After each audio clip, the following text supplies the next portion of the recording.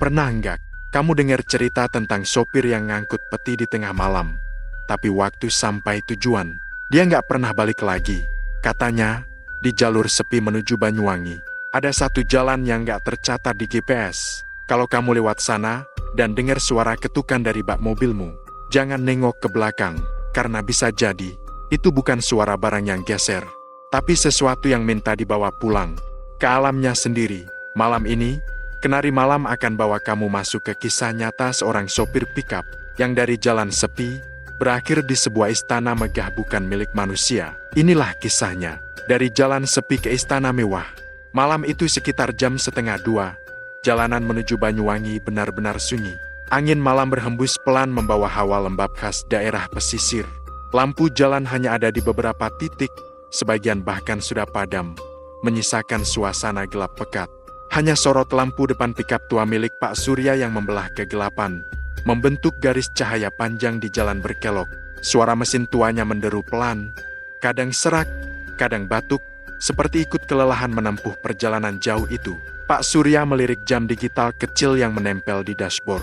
01,27. Masih ada sekitar 2 jam perjalanan lagi ke pelabuhan. Ia menarik napas panjang, mencoba melawan kantuk yang mulai menyerang.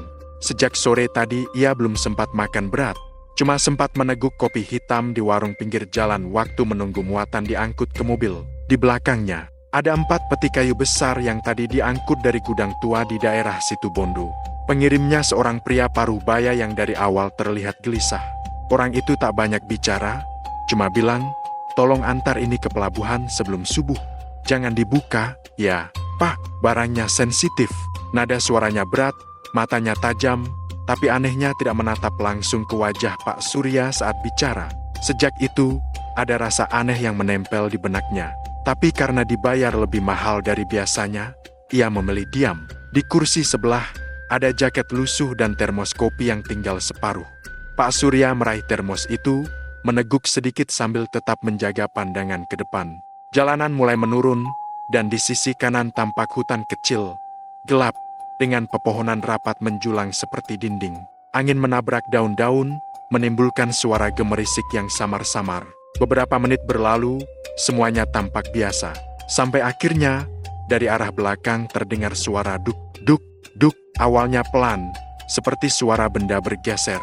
Pak Surya melirik kaca spion, tapi gelap. Hanya tampak bayangan peti kayu yang bergoyang sedikit karena jalan tidak rata. "Ah, mungkin barang geser," gumamnya, berusaha menenangkan diri. Tapi baru beberapa detik kemudian, suara itu terdengar lagi. Lebih jelas, lebih berat, seolah ada sesuatu yang ngetok dari dalam peti. Duk, duk, duk, 3 kali, teratur. Alis Pak Surya mengernyit. Ia menurunkan volume radio yang sejak tadi memutar lagu dangdut lawas. Hening, lalu terdengar lagi, kali ini diikuti suara pelan, samar, seperti napas seseorang. "Pak, dingin, Pak. Buka aku, Pak." Tangan Pak Surya yang menggenggam setir langsung kaku. Suara itu jelas, bukan halusinasi, bukan hembusan angin. Suara perempuan lirih, lemah, tapi terdengar sangat dekat. Ia langsung ngerem mendadak, dan mobil berhenti di pinggir jalan. Ban depan menggesek kerikil, menimbulkan suara decit tajam. Dadanya naik turun cepat, napasnya memburu. Ia menatap kaca spion tengah, dan di sana, samar-samar terlihat peti paling besar di belakang bergetar pelan. Keringat dingin mulai menetes dari pelipisnya. Ia mematikan mesin, menyalakan lampu senter dari ponsel, lalu membuka pintu perlahan. Udara malam langsung menusuk kulit, dingin dan lembab. Tak ada suara selain deru angin dan jangkrik yang bersahutan. Langkahnya berat menuju bak belakang. Setiap langkah terasa panjang, seperti ada yang menahan. Cahaya senter bergetar karena tangannya gemetar. Ia berhenti di samping bak, menatap deretan peti kayu besar yang dibungkus plastik tebal. Semuanya tampak diam, tapi hanya sebentar. Tiba-tiba, peti paling besar itu kembali bergetar. Bukan cuma goyang, tapi seperti ada sesuatu di dalamnya yang berusaha keluar. "Pak, tolong, aku di sini."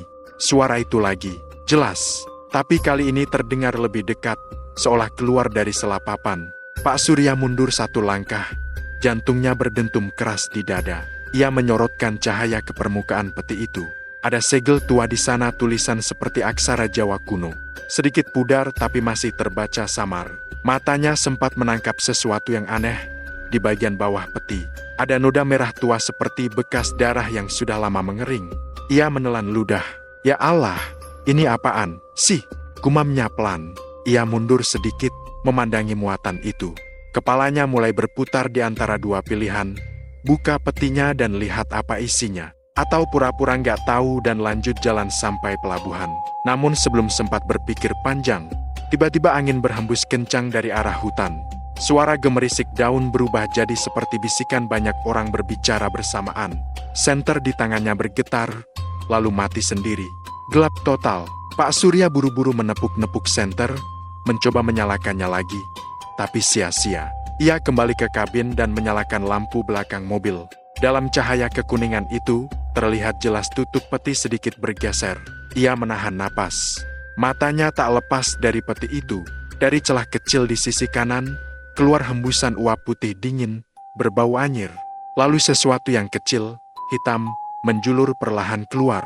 Seperti jari, tapi terlalu panjang, terlalu kurus. Pak Surya menjerit kecil dan spontan menutup kembali pintu bak. Menyalakan mesin secepat mungkin.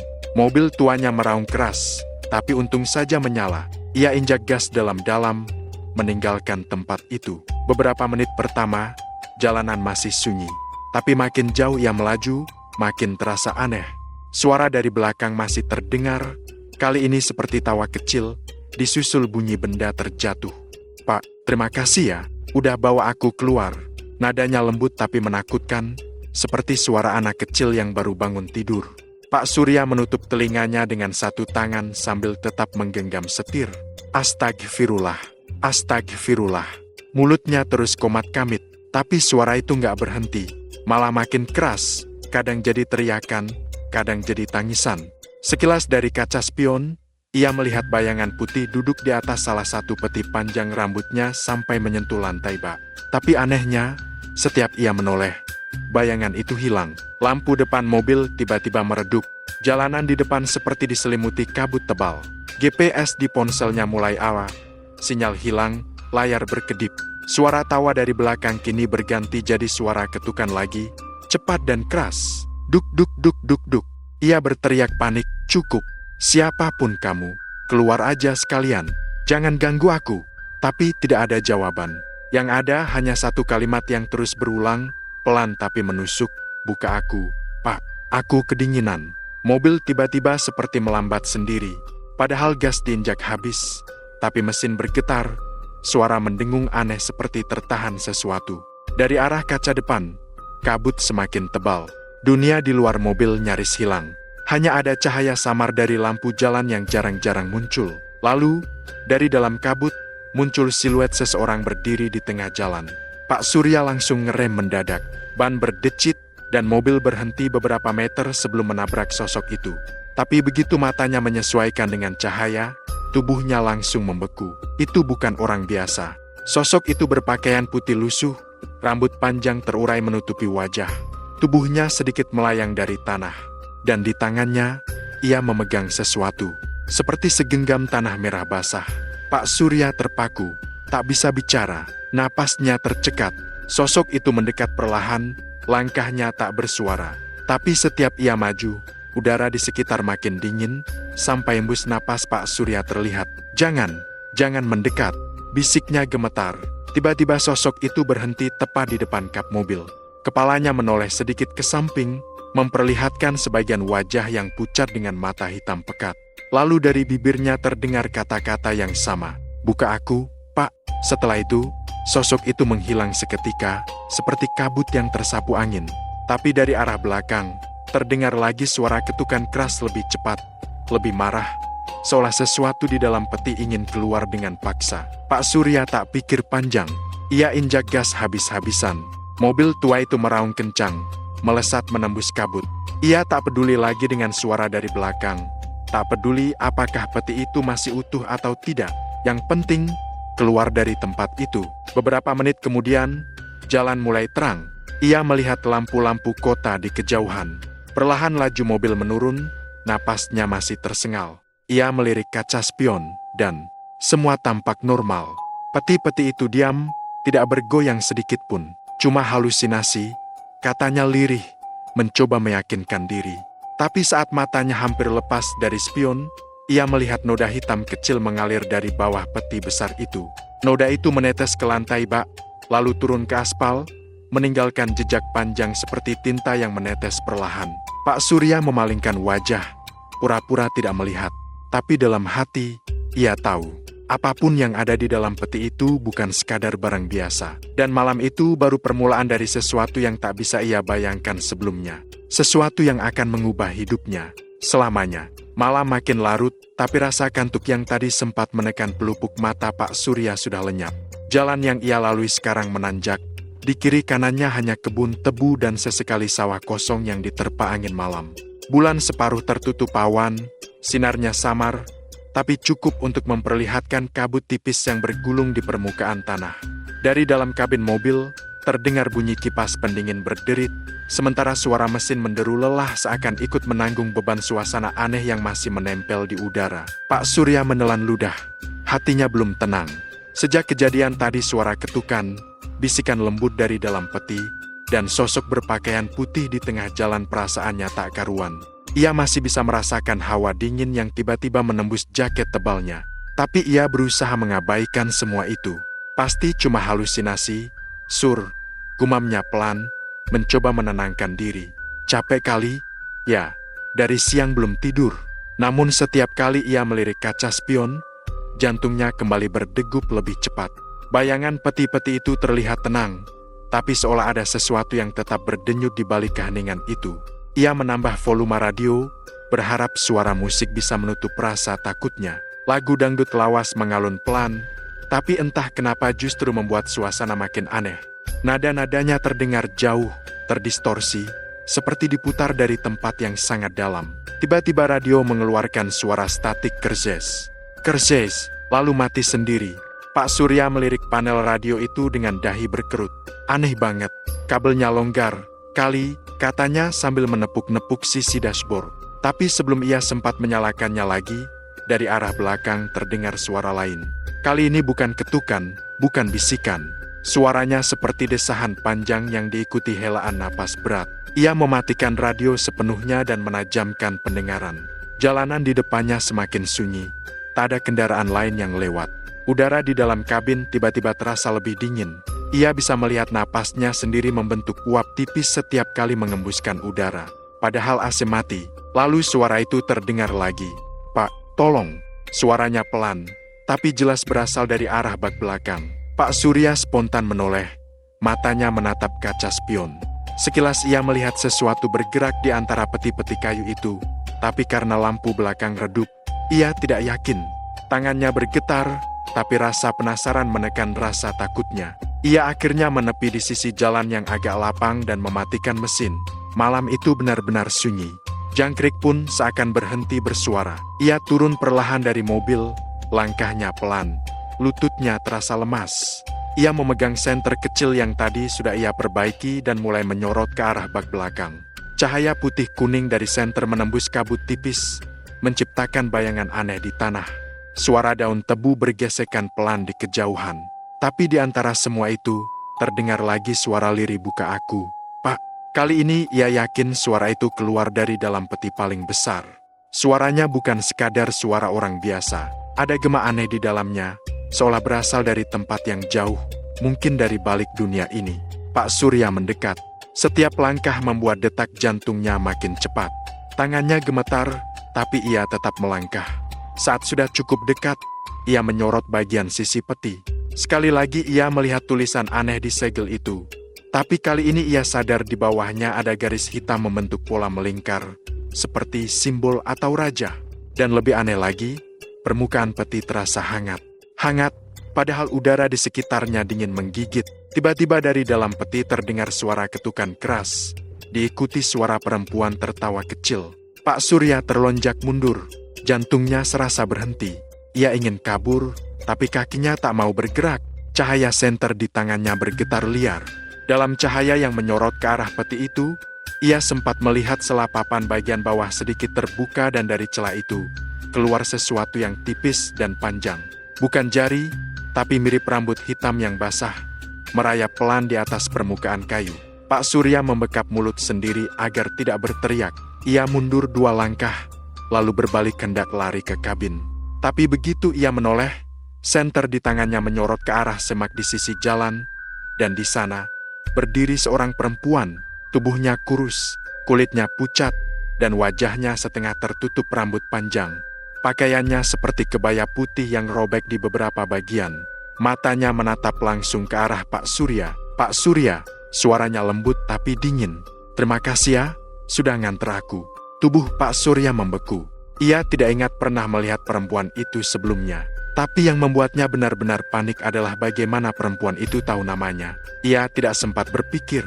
Seketika ia membalik badan, melompat ke kabin, dan menyalakan mesin. Tangan gemetarnya nyaris tidak bisa memutar kunci kontak. Tapi entah bagaimana mesin pickup itu menyala juga. Ia menginjak gas kuat-kuat, roda belakang menyembur tanah, dan mobil itu melesat menjauh. Dari kaca spion, ia sempat melihat perempuan itu berdiri diam di tempatnya, tidak bergerak, sampai akhirnya bayangannya tertelan kabut. Beberapa menit berlalu, tapi jantungnya masih berdetak tak karuan.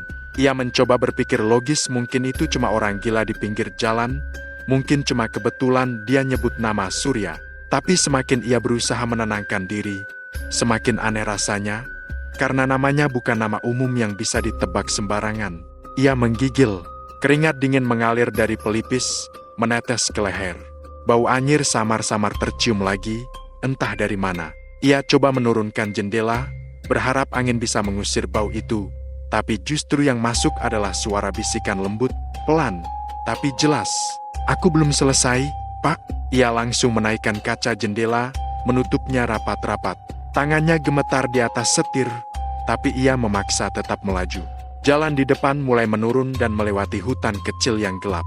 Ranting-ranting pohon melengkung ke arah jalan, seolah membentuk terowongan alami. Disinilah rasa takutnya berubah jadi kepanikan yang lebih dalam. Lampu depan mobilnya tiba-tiba berkelap-kelip sendiri. Kadang redup, kadang mati sebentar lalu menyala lagi. Di setiap kali cahaya itu mati, ia merasa seperti ada sosok-sosok gelap berdiri di antara pepohonan, mengawasinya. Bismillahirrahmanirrahim. Ia komat kamit membaca doa apapun yang ia ingat. Tapi begitu ia selesai membaca satu ayat, suara di belakang mobilnya kembali terdengar. Kali ini keras, seperti seseorang memukul dinding kayu dari dalam. Duk, duk, duk, 3 kali, lalu hening. Pak Surya hampir menangis. Ia benar-benar ingin berhenti dan kabur, tapi ia sadar sedang berada di tengah hutan, jauh dari pemukiman manapun. Ia hanya bisa terus melaju sambil berharap akan segera melihat tanda-tanda kehidupan rumah, warung, atau lampu jalan. Namun semakin jauh ia berjalan, semakin aneh pula jalan itu. Bentuknya berubah sedikit demi sedikit. Aspal yang tadinya mulus mulai berganti batu kerikil, dan garis pembatas jalan yang tadi terlihat kini menghilang. Ia menatap GPS di ponsel, tapi layar menampilkan tulisan nomor signal. Anehnya lagi, arah yang ditunjukkan tidak lagi lurus melainkan sebuah garis melingkar. Seperti ia sedang berjalan di tempat yang sama berulang-ulang. Ia menatap keluar jendela. Pohon-pohon di tepi jalan terlihat sama seperti sebelumnya. Bahkan batu besar di sisi kanan jalan yang tadi sempat ia lewati kini muncul lagi.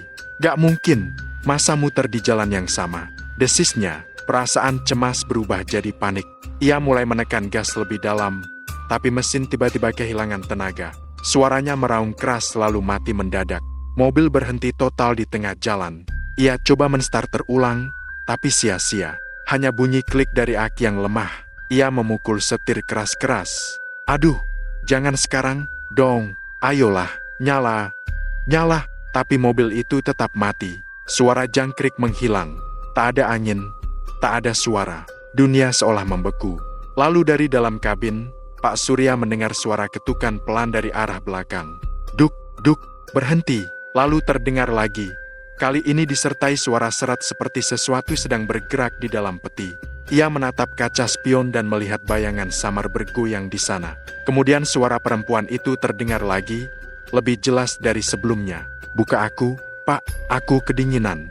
Ia menutup telinganya dengan kedua tangan, tapi suara itu malah terdengar dari dalam kepalanya. Ia menunduk, menggigil ketakutan, keringat dingin bercucuran di pelipis. Jangan takut, aku cuma mau keluar sebentar aja. Buka aku, Pak. Ia berusaha fokus, menatap lurus ke depan, berharap suara itu menghilang. Tapi justru di kaca depan, ia melihat sesuatu yang membuat darahnya berhenti mengalir. Siluet perempuan berpakaian putih itu kini berdiri di depan mobilnya, hanya beberapa meter dari kap mesin. Rambutnya menutupi wajah, tubuhnya melayang sedikit dari tanah. Dan di belakangnya, samar-samar terlihat deretan peti kayu yang sama seperti di bak mobilnya, tapi jumlahnya jauh lebih banyak, seolah memenuhi seluruh jalan. Mulutnya bergerak perlahan, tanpa suara. Lalu tiba-tiba kaca depan mobil berembun, dan di atas embun itu muncul tulisan dari dalam, "Terima kasih sudah membawaku pulang."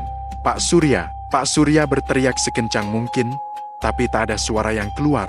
Tenggorokannya seolah terkunci. Dalam kepanikan, ia menekan kunci kontak berkali-kali. Sekali, 2 kali, 3 kali, dan entah bagaimana, mesin akhirnya menyala. Ia langsung menginjak gas dalam-dalam. Ban belakang menyembur tanah dan kerikil, dan mobil itu melesat maju menembus sosok putih di depannya. Namun bukannya menabrak, mobil justru menembus sosok itu seperti menembus asap. Angin dingin berhembus kencang masuk lewat celah jendela, membuat tubuhnya menggigil hebat. Ia tidak menoleh ke belakang. Ia hanya melaju terus, tanpa tahu kemana jalan itu akan membawanya. Beberapa menit kemudian, ia mulai melihat cahaya samar di kejauhan lampu-lampu kota, mungkin pelabuhan. Ia menghela napas lega, tapi rasa lega itu tidak bertahan lama. Dari kaca spion, ia melihat pintu salah satu peti di bak belakang sedikit terbuka, dan dari celah itu keluar cahaya redup berwarna merah. Cahaya itu berdenyut pelan, seperti jantung yang berdetak, dan di antara cahaya itu, tampak bayangan wajah perempuan yang tadi ia lihat di jalan. Matanya memandang langsung ke arah kaca spion, tersenyum perlahan. "Kita belum selesai, Pak." Pak Surya spontan menepuk kaca spion, menjatuhkannya agar tak melihat pantulan itu lagi. Tapi dalam beberapa detik berikutnya, ia bisa merasakan sesuatu yang sangat aneh. Mobilnya terasa lebih ringan, seperti ada beban yang turun dari bak belakang. Ia menatap ke belakang sekali lagi, dan matanya membelalak. Semua peti itu hilang, bak mobil kosong. Hanya tersisa jejak tanah dan debu hitam. Jalanan di depan akhirnya mulai ramai. Beberapa truk besar melintas dari arah berlawanan, dan lampu pelabuhan tampak jelas di kejauhan. Tapi meski begitu, perasaan dingin yang tadi menyelimuti tubuhnya tidak hilang. Ia menatap tangannya yang gemetar, dan baru sadar di punggung tangan kanannya ada bekas goresan panjang, seperti dicakar sesuatu. Bekas itu berdarah sedikit, tapi anehnya, darahnya hitam pekat. Ia tidak mengerti apa yang barusan terjadi. Yang ia tahu, ia harus segera sampai ke pelabuhan dan menyerahkan muatan itu meskipun sekarang. Muatan itu entah sudah kemana. Ia menghela napas berat, menatap lurus ke depan, tapi di ujung jalan sana, di tengah kabut tipis yang menggantung di pelabuhan, terlihat siluet besar seperti gerbang batu berdiri di tengah jalan. Dan entah kenapa, dalam hatinya, Pak Surya merasa bahwa tempat itu bukan lagi dunia yang ia kenal. Kabut mulai turun semakin tebal. Udara yang tadinya sejuk kini berubah jadi lembab dan berat, bikin dada Pak Surya terasa sesak setiap kali menarik napas. Suara jangkrik yang biasanya ramai di jalan pedesaan seperti itu mendadak hilang. Lenyap seolah ada tangan besar yang mematikan tombol kehidupan di sekitar. Hanya suara deru mesin pikapnya yang terdengar, berat dan serak, seperti berjuang menembus kabut yang kian pekat. Di depan sana, jalanan yang ia hafal luar kepala mendadak berubah. Harusnya setelah tikungan itu, ada jembatan kecil lalu tanjakan menuju pertigaan besar. Tapi kali ini justru muncul pertigaan aneh yang tidak pernah ia lihat sebelumnya. Jalur ke kiri terlihat terang, disinari lampu jalan dan tampak ada bangunan kecil di kejauhan. Sementara jalur ke kanan gelap total, hanya ada bayangan pepohonan dan kabut putih yang menggulung seperti asap. Pak Surya menatap GPS di ponselnya, keningnya berkerut. Layar menunjukkan panah yang mengarah ke kanan, ke arah jalan yang gelap itu. Padahal, seingatnya, jalur itu nggak pernah ada. Ia mencoba memperbesar peta, tapi sinyal hilang tiba-tiba, ikon panahnya berputar-putar tak tentu arah. "Loh, kok sinyalnya hilang?" gumamnya, menepuk-nepuk sisi ponsel. Perasaan baru aja isi paket data kemarin. Ia menatap lagi ke pertigaan itu. Rasa ragu muncul, tapi karena waktu sudah hampir jam 3 pagi dan ia takut terlambat ke pelabuhan, Akhirnya ia memutuskan mengikuti GPS. Ya sudahlah, paling cuma jalan pintas. Namanya juga teknologi, masa salah. Katanya mencoba menenangkan diri meski suara hatinya bergetar. Begitu ban mobil berbelok ke arah kanan, suasana langsung berubah drastis. Angin berhenti, daun-daun di pepohonan tidak lagi bergerak, seolah beku. Lampu mobil menembus kabut yang menggulung, memantulkan cahaya putih yang malah bikin jalanan makin samar. Asapnya menari pelan di udara, membentuk bentuk-bentuk aneh kadang seperti wajah, kadang seperti tangan yang melambai. Pak Surya menurunkan kecepatan. Waduh, kok kayak jalan ke kuburan ya ini? Katanya sambil memelankan gas. Tangannya menggenggam setir lebih erat. Setiap kali dia menatap kaca spion, dia merasa ada bayangan bergerak di belakang bak mobilnya. Padahal jelas-jelas tidak ada siapapun di jalan itu. Beberapa menit kemudian, jalanan semakin sempit dan di kiri kanannya muncul pohon-pohon besar berakar mencuat seperti urat nadi tanah. Pohon-pohon itu tinggi menjulang, menutupi langit malam. Rantingnya seperti tangan yang menggantung ke bawah, menjuntai nyaris menyentuh kaca depan mobilnya. Tiba-tiba, dari arah belakang, terdengar suara keras duk, duk, duk, lebih kuat dari sebelumnya. Mobil bergetar seolah seseorang memukul peti itu dari dalam. Pak Surya spontan injak rem. Astagfirullah, serunya kaget. Ia menoleh ke belakang. Peti paling besar itu berguncang hebat, sampai tali pengikatnya berderit. Kabut di luar semakin padat, membuat cahaya lampu belakang mobilnya seperti tenggelam. Suara bisikan muncul lagi, kali ini lebih jelas dan panjang. Pak, jangan lewat sini, balik arah, nanti terlambat. Suara itu serak, seperti keluar dari tenggorokan orang yang hampir kehabisan napas. Tapi anehnya, suara itu terdengar dari dalam peti, bercampur dengan gema yang bikin bulu kuduk meremang. Pak Surya gemetar. Ya Allah, ini apaan sih? Gumamnya, menatap ke belakang dengan mata membesar. Ia menelan ludah, kering. Rasanya pengen lari, tapi tubuhnya kaku. Dia mencoba baca-baca doa. Bismillah, la ilaha illallah, ucapnya pelan. Tapi setiap kali ia mengucap nama Tuhan, suara dari dalam peti malah berubah jadi ratapan. Aduh, panas. Jangan sebut nama itu. Pak Surya langsung mematikan radio, takut kalau suara itu keluar lewat speaker. Tapi begitu radio mati, suara lain malah muncul dari jalanan di luar. Sebuah tawa lirih, pelan tapi memanjang, terdengar dari sisi kanan mobil. Hihihi, ia menoleh ke kanan, dan hampir jantungnya copot. Di balik kabut, tampak sosok tinggi besar berdiri di antara pohon-pohon. Tubuhnya hitam legam, dan matanya menyala merah seperti bara. Mulutnya tersenyum lebar, terlalu lebar untuk ukuran manusia. Pak Surya buru-buru tekan gas, tapi roda mobil malah selip di tanah basah. Mesin meraung keras, tapi mobil cuma bergoyang di tempat. Ia berusaha keras memutar setir, dan akhirnya pickup itu melesat maju menembus kabut. Namun ketika ia lihat spion tengah, sosok itu tidak hilang. Sosok itu masih di sana, berdiri tegak di tengah jalan. Dan yang lebih mengerikan, kini ia bisa lihat jelas kalau tubuh makhluk itu perlahan memudar seolah berubah jadi asap lalu muncul kembali di belakang bak mobilnya. Pak Surya hampir teriak, tapi suaranya hilang di tenggorokan. Ia terus menginjak gas, berharap bisa keluar dari jalan itu. Tapi anehnya, semakin jauh ia melaju, jalan itu tak berujung. Setiap tikungan yang ia lewati, bentuknya selalu sama, pohon yang sama, kabut yang sama, batu besar di sisi jalan yang sama. Ini, aku muter-muter, gumamnya panik. Ia coba lihat GPS lagi. Layar ponselnya kini hanya menampilkan warna hitam, dengan tulisan putih besar, Yohir, tanpa arah, tanpa jalan. Degup jantungnya makin cepat. Keringat dingin mengalir di pelipisnya. Tiba-tiba dari arah belakang terdengar lagi suara dari peti, kali ini keras banget, kayak seseorang berusaha keluar. Pak, tolong buka, aku bisa bantu keluar dari sini. Pak Surya menatap kaca spion, tapi kali ini yang ia lihat bukan peti berguncang, melainkan bayangan wajahnya sendiri, tapi wajah itu tampak berbeda, pucat, dengan mata hitam legam, menatap balik sambil tersenyum lebar. Ia menjerit dan hampir kehilangan kendali. Mobil oleng ke kiri, menabrak semak, tapi entah bagaimana masih bisa berjalan. Ia gaspol, berharap bisa menemukan jalan besar atau sekadar lampu rumah. Tapi yang ia temui justru hal yang lebih ganjil lagi. Di ujung jalan, di tengah kabut tebal, terlihat sebuah gerbang batu besar dengan dua patung penjaga di sisinya. Bentuknya mirip gerbang candi tua, tapi anehnya, di bagian atasnya terukir tulisan besar dengan huruf yang gak bisa ia baca, entah Sanskerta atau Jawa kuno. Dan di balik gerbang itu, ada cahaya kekuningan yang hangat, seperti lampu kota di kejauhan. "Ah, itu pasti perkampungan," katanya lega, walau suaranya gemetar. Ia langsung melajukan mobil ke arah gerbang itu. Tapi begitu bannya melewati ambang pintu batu itu, mesin mobilnya mati total. Semua lampu padam, gelap, sunyi. Pak Surya panik.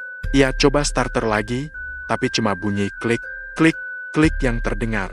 Saat ia menoleh ke belakang, peti itu kini terbuka sedikit, seperti ada yang mengintip dari celahnya. Ia mendekat perlahan, masih duduk di kursi sopir. Napasnya memburu. Dari celah itu keluar cahaya keemasan redup, menyorot ke langit-langit mobil. Cahaya itu berdenyut, seperti detak jantung, dan di sela cahaya itu, terdengar suara perempuan lagi. "Terima kasih, Pak, kau sudah hampir sampai." Pak Surya bengong. "Hampir sampai? Kemana?" tanyanya pelan, tapi jawabannya datang dalam bentuk bayangan. Dari kabut di luar, muncul bentuk bangunan besar.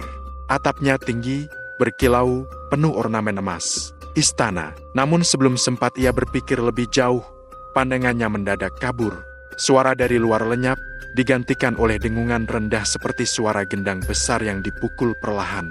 Dan untuk pertama kalinya malam itu, Pak Surya merasa ia tidak lagi di dunia yang sama. Saat Pak Surya membuka matanya, hal pertama yang ia rasakan adalah bau harum yang aneh seperti campuran dupa, bunga melati, dan logam panas. Udara di sekitarnya terasa hangat, tapi bukan panas dari matahari.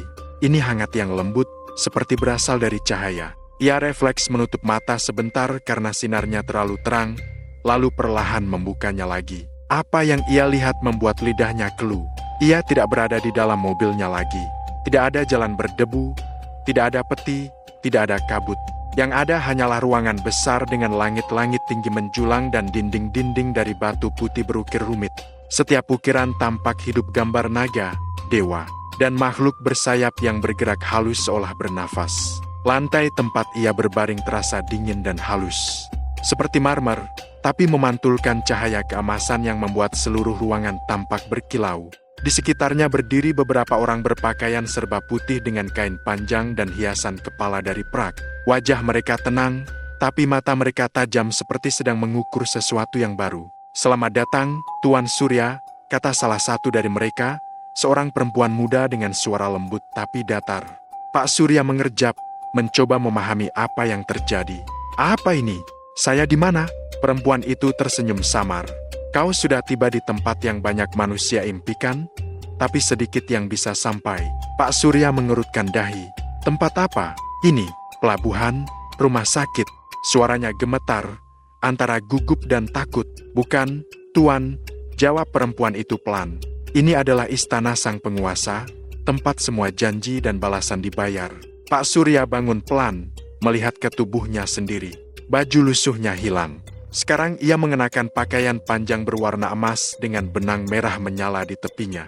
Bahkan tangannya tampak lebih bersih, seperti bukan tangannya sendiri. "Astaga, saya ngimpi ya? Ini mimpi kan?"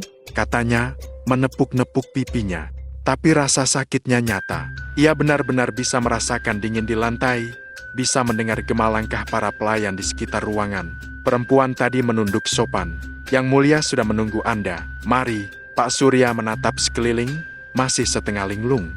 Tapi sesuatu dalam dirinya seperti mendorong untuk mengikuti saja. Kakinya berat tapi ia melangkah, melewati koridor panjang yang dihiasi lentera merah yang menggantung dari langit-langit tinggi. Setiap lentera itu mengeluarkan cahaya seperti api lilin. Tapi api itu tidak panas, justru menenangkan. Hampir membuat mengantuk. Di sepanjang dinding, ada lukisan besar, barisan orang-orang berpakaian zaman dulu membawa peti kayu. Sama persis seperti yang dibawanya malam tadi. Dalam setiap lukisan, orang terakhir di barisan itu selalu digambarkan sedang tersenyum sambil memegang emas di tangannya. Namun di bayangannya, tubuhnya perlahan hilang. Pak Surya merinding. "Kenapa? Gambarnya kayak begitu?" gumamnya pelan. Perempuan di depannya menjawab tanpa menoleh. "Mereka yang datang ke sini selalu membawa sesuatu yang berharga.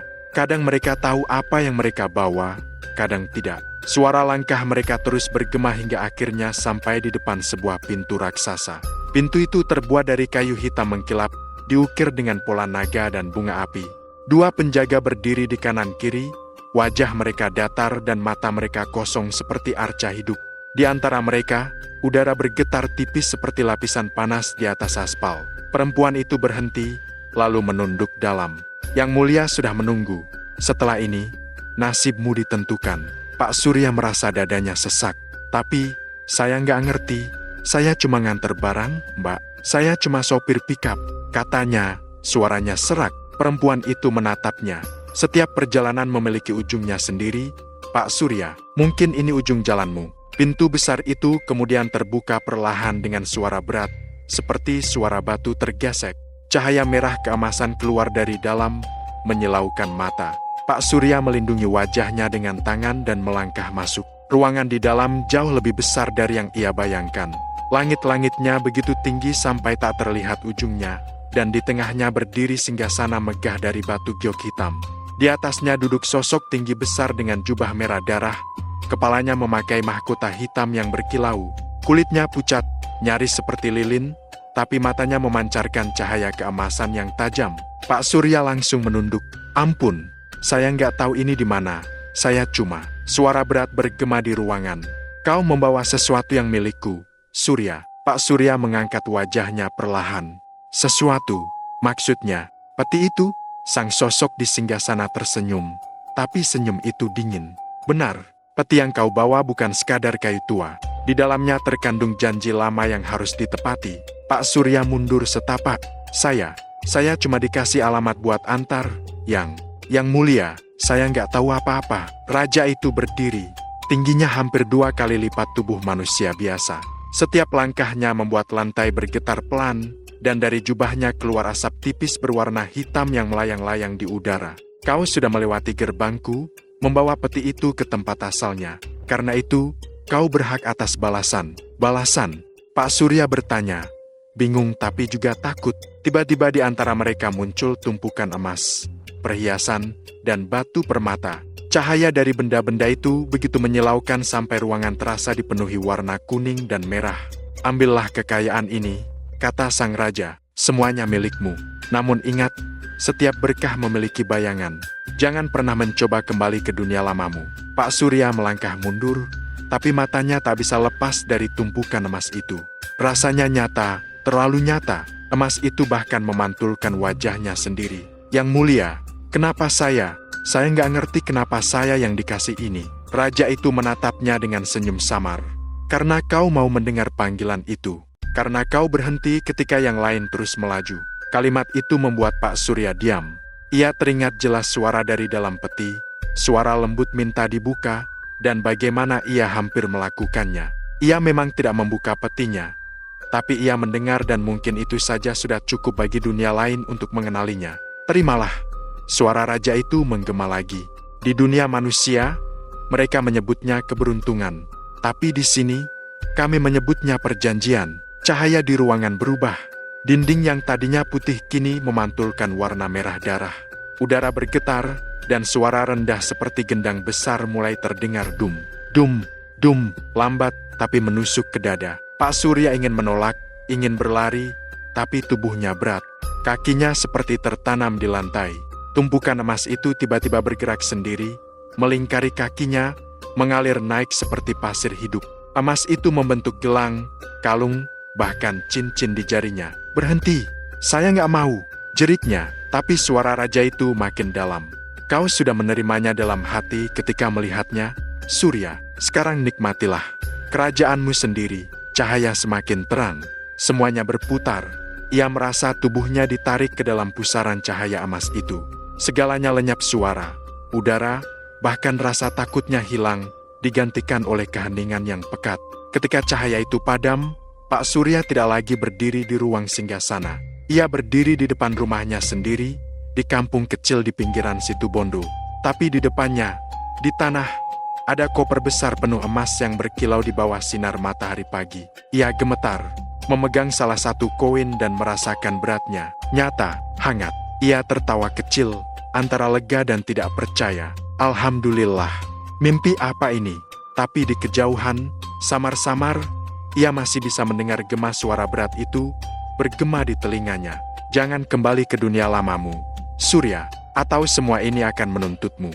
Dan ketika ia menoleh ke kaca jendela rumahnya, seolah refleksi cahaya matahari, terlihat bayangan istana hitam di balik pantulan itu berdiri megah, sunyi, menunggu. Pagi itu matahari terasa lebih hangat dari biasanya. Udara segar, suara ayam berkokok, dan aroma tanah basah setelah embun malam semuanya terasa nyata. Tapi yang paling nyata dari semuanya adalah koper besar yang masih tergeletak di depan rumah Pak Surya. Koper itu terbuka sedikit, dan dari dalamnya terpancar kilau emas yang menyilaukan. Pak Surya berjongkok pelan, menyentuh koin emas di dalamnya. Berat, dingin, benar-benar nyata. Dia mengambil segenggam dan membiarkannya jatuh lagi ke dalam koper, menghasilkan suara kling-kling-kling yang nyaring dan menenangkan. Seumur hidupnya dia nggak pernah lihat uang sebanyak ini, apalagi emas sebanyak itu. Ya Allah, ini beneran nyata ya? Katanya pelan, bibirnya gemetar. Jantungnya berdetak cepat bukan karena takut, tapi karena euforia. Kalau beneran, saya bisa lunasin semua utang, bisa bangun rumah, bisa sekolahin anak, bisa kalimatnya berhenti di situ. Ia tiba-tiba sadar anaknya, istrinya, mereka pasti khawatir karena semalam dia nggak pulang. Pak Surya berdiri cepat dan masuk ke rumah. Tapi saat pintu terbuka, langkahnya berhenti. Rumahnya terasa aneh, perabotnya masih sama. Tapi semuanya tampak lebih tua, seperti nggak pernah disentuh selama bertahun-tahun. Meja makan berdebu, taplak lusuh, foto keluarga di dinding warnanya pudar. Ia menatap foto itu, dirinya, istrinya, dan anaknya yang masih kecil. Loh, kok? Langkah kaki terdengar dari belakang. Ia menoleh cepat, dan hampir saja menjatuhkan koper di tangannya. Seorang perempuan paruh baya berdiri di ambang pintu, menatapnya dengan mata membesar. Tapi ekspresi di wajah perempuan itu bukan bahagia atau lega, justru takut. Bapak, siapa? Pak Surya tertegun. Loh, Bu, ini saya, Surya. Masa nggak kenal? Ini rumah kita, Bu. Perempuan itu mundur setapak, wajahnya pucat. Rumah ini udah kosong 5 tahun. Pak, Bapak siapa? Jantung Pak Surya seakan berhenti berdetak. 5 tahun, gumamnya. Tapi saya cuma semalam nggak pulang. Dari luar, terdengar suara anak muda memanggil. Bu, kenapa? Bu, seorang laki-laki muda muncul. Tubuhnya tinggi, tapi wajah yang sangat ia kenal. Itu anaknya, tapi kini sudah dewasa. Pak Surya melangkah maju, air mata menetes tanpa sadar. Rian, ini Bapak, Nak. Pemuda itu menatapnya bingung. Bapak siapa? Bapak saya udah lama meninggal, Pak. 5 tahun lalu di Jalan Alas Baluran. Darah Pak Surya terasa beku. Dunia seolah berhenti berputar. Ia ingin bicara, tapi lidahnya kaku. Meninggal? Ulangnya pelan. Tapi dalam hatinya, kata itu menggema berulang-ulang, memukul kepalanya seperti palu besar. Perempuan itu menarik tangan anaknya. Masuk, Yan, jangan bicara sama dia. Mereka menutup pintu, meninggalkan Pak Surya berdiri sendirian di depan rumahnya sendiri, dengan koper emas yang kini terasa berat sekali, bukan karena isinya, tapi karena beban yang dibawanya. Ia melangkah mundur pelan, menatap langit yang tiba-tiba mendung. Angin berhembus dingin, dan dari kejauhan, samar-samar, terdengar suara yang ia kenal. Kau sudah berjanji, Surya, jangan kembali ke dunia lamamu. Suara itu datang dari mana-mana, seperti berbisik dari dalam angin. Pak Surya menutup telinga, tapi bisikan itu makin keras, bergema di dalam kepalanya. Malam harinya, ia tidur di pos ronda dekat rumah. Gak ada yang mau nerima dia, karena semua orang bilang wajahnya asing. Bahkan tetangga lama yang dulu sering nebeng pikapnya pun mengaku gak kenal sama sekali. Di tengah malam, ia terbangun karena mendengar suara ketukan dari koper emas itu. Duk, duk, duk, awalnya pelan, lalu makin keras. Ia menatap koper itu, ngeri. Tapi rasa penasaran mengalahkan rasa takutnya. Ia mendekat, membuka sedikit tutupnya. Cahaya emas di dalamnya berdenyut lembut, seperti nafas. Tapi di balik cahaya itu, muncul bayangan wajahnya sendiri tapi versi pucat, dengan senyum panjang di wajah. Kau sudah kaya, Surya. Sekarang waktunya bayar. Ia menjerit, menutup koper itu dan mundur. Tapi koper itu bergetar sendiri, Emas di dalamnya meloncat keluar satu persatu, berguling di lantai, dan setiap koin yang jatuh meninggalkan bekas gosong di papan kayu, seperti terbakar dari dalam. Keesokan paginya, koper itu hilang. Yang tersisa hanya lingkaran gosong besar di tempatnya berdiri. Pak Surya bingung, tubuhnya lemas, pikirannya kacau. Tapi sesuatu yang lebih aneh terjadi setelah itu. Di setiap bayangan, entah di kaca, air, atau jendela, ia bisa melihat sebuah istana besar berdiri jauh di belakang dirinya. Istana itu selalu ada, walau ia berpaling. Kadang samar, kadang jelas, tapi selalu di sana. Dan sejak hari itu, dunia di sekitarnya mulai berubah perlahan. Orang-orang di pasar yang awalnya ramah kini menjauh ketika ia lewat. Anjing-anjing menggonggong tanpa alasan. Bahkan bayangannya sendiri di bawah sinar matahari mulai bergerak sedikit terlambat dari tubuhnya. Suatu sore, ketika ia duduk di bangku dekat sawah, seorang lelaki tua menghampirinya. Wajahnya penuh keriput, tapi matanya tajam. "Kau bukan orang sini, kan?" tanya lelaki itu. Pak Surya menatapnya. "Saya tinggal di sini dulu, Pak. Tapi, orang-orang gak kenal saya lagi."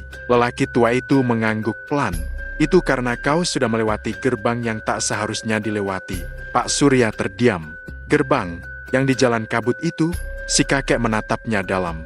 "Gerbang itu hanya terbuka buat yang sudah dipanggil. Sekali lewat, dunia ini gak akan mengingatmu lagi. Yang kau bawa itu bukan rejeki, nak. Itu tanda. Tanda apa? Bahwa dunia sana sudah menganggapmu bagian dari mereka." Angin sore berhembus pelan. Tapi ucapan kakek itu membuat punggung Pak Surya dingin seperti disiram air es. Ia menatap jauh ke horizon, dan di antara kabut yang mulai turun, samar-samar ia melihatnya lagi istana hitam dengan menara emas di puncaknya. Hanya kali ini, dari menara itu muncul sosok besar bermahkota hitam, berdiri menatap ke arahnya. Senyumnya panjang, dan meski jaraknya jauh, Pak Surya tahu pasti, sosok itu sedang memanggilnya pulang. Malam itu, udara terasa jauh lebih berat dari biasanya. Langit di atas Banyuwangi gelap pekat tanpa bintang, seolah seluruh cahaya enggan menembus malam itu. Angin yang bertiup dari arah laut membawa aroma asin bercampur bau belerang yang menusuk hidung. Di kejauhan, suara jangkrik tiba-tiba berhenti bersamaan, seperti alam pun sedang menahan napas. Pak Surya duduk di depan pos ronda yang sudah mulai lapuk. Ia memeluk lututnya sendiri. Tubuhnya gemetar bukan hanya karena dingin, tapi karena rasa takut yang mulai berubah menjadi kepasrahan. Seminggu berlalu sejak koper emas itu menghilang. Tapi setiap malam, suara ketukan dari dalam kepala selalu muncul bunyi yang sama seperti waktu peti di belakang pikapnya dulu bergetar. Duk, duk, duk, Pak. Dingin, Pak. Ia sudah mencoba menutup telinga, menenggak kopi pahit, bahkan berdoa keras-keras. Tapi suaranya selalu datang, makin lama makin dekat. Kadang muncul dari bayangan, kadang dari pantulan air, kadang dari bisikan angin di sela-sela bambu. Malam itu, suara itu terdengar lagi, tapi kali ini diikuti oleh langkah kaki di luar pos ronda. Klek, klek, klek. Langkah itu pelan, berat, dan berhenti tepat di depan pintu. Pak Surya menahan napas. Ia tahu suara itu. Suara sepatu bot yang dulu ia dengar di jalan berasap malam ketika menjemput peti itu. Dengan tangan gemetar, ia menoleh. Di depan pos ronda berdiri sosok laki-laki tinggi berjubah hitam. Wajahnya samar karena tertutup kabut, tapi dari balik tudung, tampak dua mata merah menyala seperti bara. Sudah waktunya, Surya. Suara itu dalam, bergema di kepala, bukan keluar dari mulutnya. Pak Surya berdiri cepat, mundur beberapa langkah. Jangan dekati saya nggak mau ikut." Sosok itu melangkah satu langkah ke depan. Setiap langkahnya meninggalkan bekas gosong di tanah. "Kau sudah menyeberang, dan dunia ini bukan milikmu lagi. Dunia yang lama sudah menolakmu. Rumahmu, keluargamu, bahkan bayanganmu sendiri sudah tahu." Pak Surya menggeleng kuat-kuat. "Saya cuma sopir. Saya nggak tahu apa-apa. Saya cuma nurut kerjaan." Sosok itu diam sejenak. Lalu, perlahan, ia membuka tudung kepalanya. Wajahnya mulai tampak. Dan jantung Pak Surya hampir berhenti saat menyadari itu wajahnya sendiri. Versi dirinya, tapi lebih pucat, dengan mata hitam legam dan senyum panjang yang tak wajar. "Aku bagian dari dirimu yang tertinggal di dunia sana," katanya pelan. "Waktu kau buka peti itu, separuh jiwamu tertukar. Dunia ini hanya menampung tubuhmu, Surya. Tapi jiwa aslimu sudah ada di istana. Bohong, teriak Pak Surya. Kalau begitu, kenapa aku masih bisa bernapas? Sosok itu mendekat pelan, jarak mereka kini hanya beberapa langkah. Karena kau belum sadar bahwa napasmu sekarang bukan milikmu. Dalam sekejap, tubuh sosok itu menguap menjadi kabut hitam pekat dan melingkar di sekeliling Pak Surya. Ia menjerit, berusaha keluar, tapi kabut itu seperti tangan-tangan dingin yang memegang dan menariknya kuat-kuat. Di tengah kabut, samar-samar ia melihat istana besar berwarna hitam berdiri di tengah padang kosong. Menaranya menjulang, dan dari dalamnya terdengar suara seruling panjang yang menyayat hati. Kembalilah, Surya. Tiba-tiba tanah di bawah kakinya retak. Dari celah-celah retakan itu muncul cahaya merah menyala seperti bara, dan dari dalamnya keluar suara-suara rintihan. Ia berusaha menjerit, tapi tenggorokannya terkunci. Pandangannya mulai kabur. Dunia di sekitarnya berubah.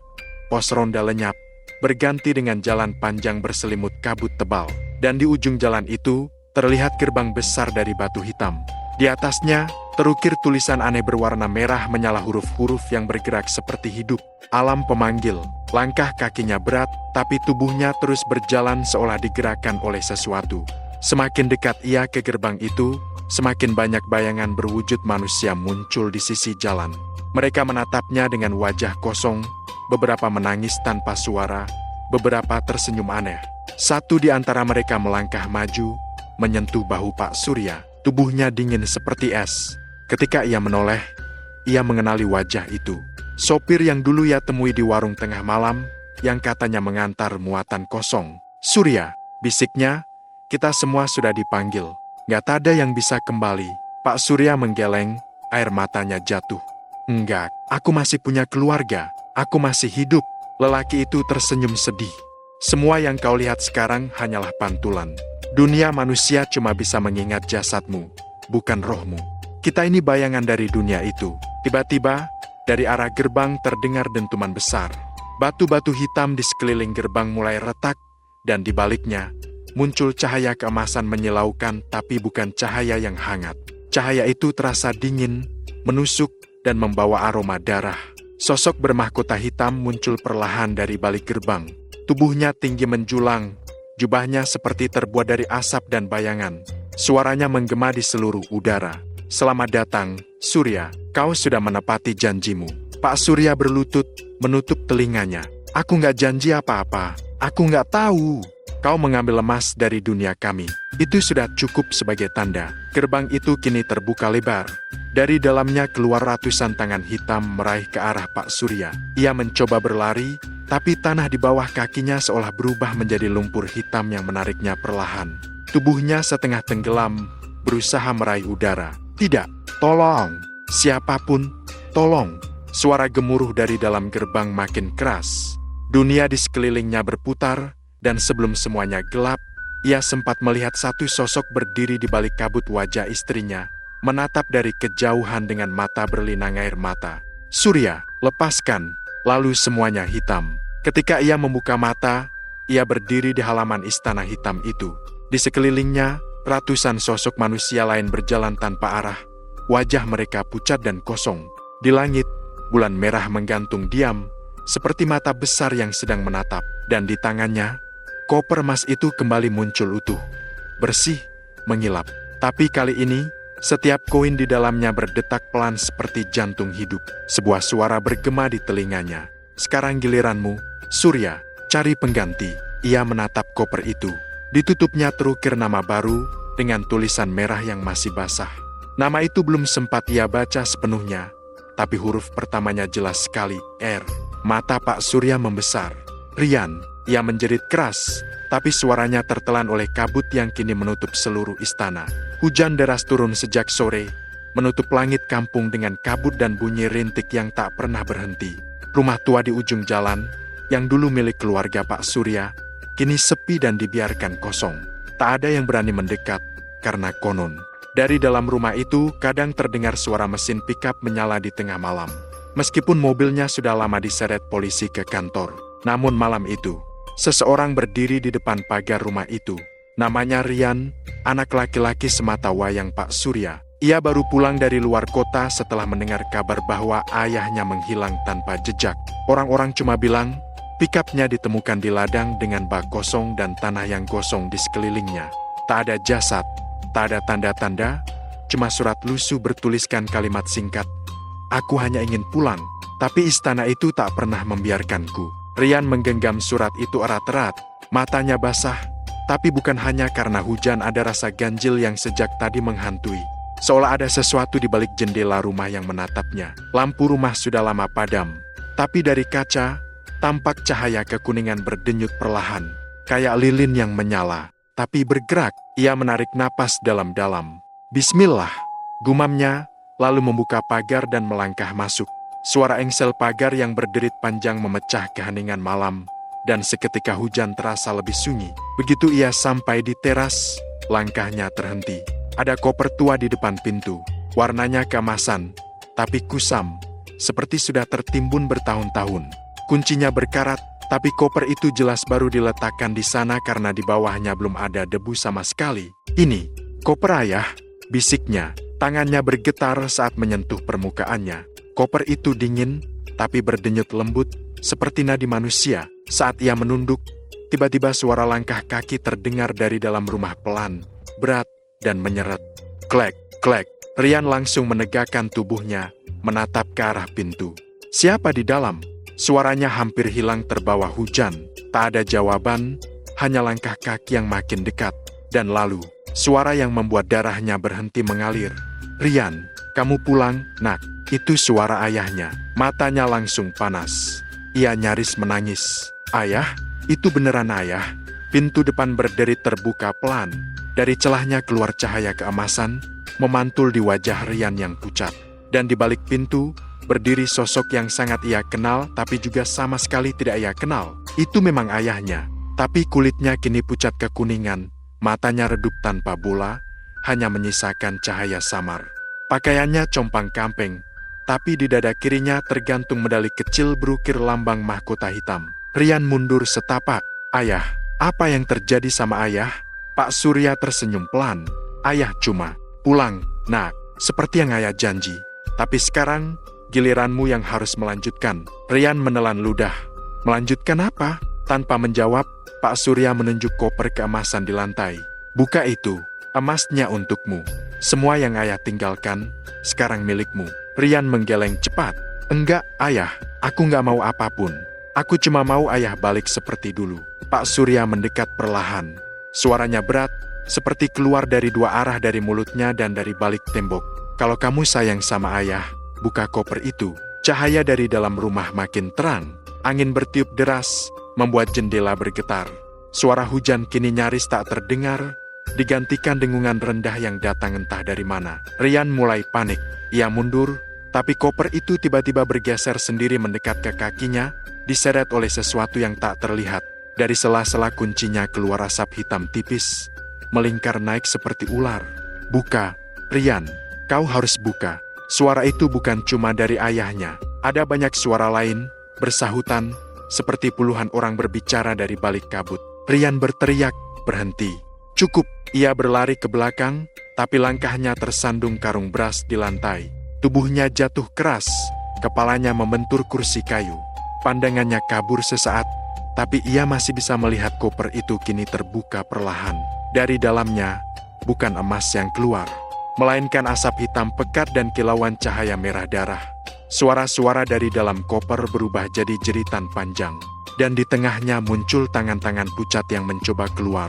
Rian merangkak mundur, tapi salah satu tangan itu memegang pergelangan kakinya. Dingin, licin, ia menjerit, menendang sekuat tenaga, tapi cengkeraman itu terlalu kuat. Pak Surya melangkah mendekat.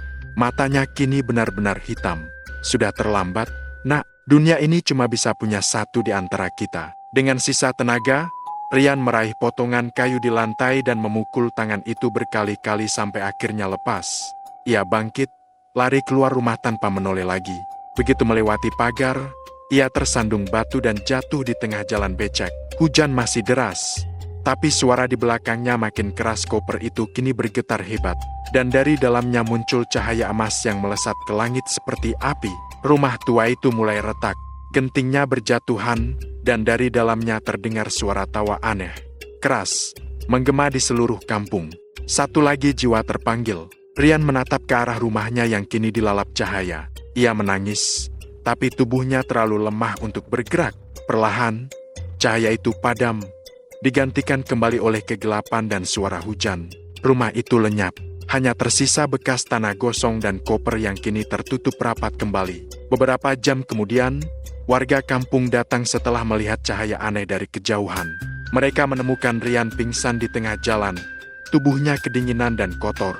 Saat dibangunkan, matanya kosong, dan satu-satunya kalimat yang keluar dari mulutnya cuma, "Aku udah lihat istananya, Bu, ayah di sana. Dia nunggu aku." Sejak malam itu, Rian sering duduk di depan rumah kontrakannya, memandang ke arah bukit timur tempat rumah lamanya dulu berdiri. Ia sering bicara sendiri, seperti berbicara dengan seseorang yang tak terlihat. Kadang tertawa, kadang menangis. Orang-orang yang lewat malam-malam bilang, kadang di dekatnya terdengar bunyi mesin pickup pelan. Padahal jalan itu sudah lama ditutup. Kadang pula, mereka melihat cahaya keemasan muncul sebentar di balik kabut. Beberapa bulan kemudian, Rian menghilang tanpa jejak, sama seperti ayahnya dulu. Polisi cuma menemukan koper keemasan di bawah jembatan kecil dekat ladang. Ditutupnya, tertulis dengan darah kering, "Terima kasih, Nak. Kini istananya milikmu." Sejak itu, tak ada yang berani menyentuh koper itu. Konon, setiap kali malam Jumat tiba, koper itu bergetar pelan, seolah ada sesuatu di dalamnya yang mencoba keluar.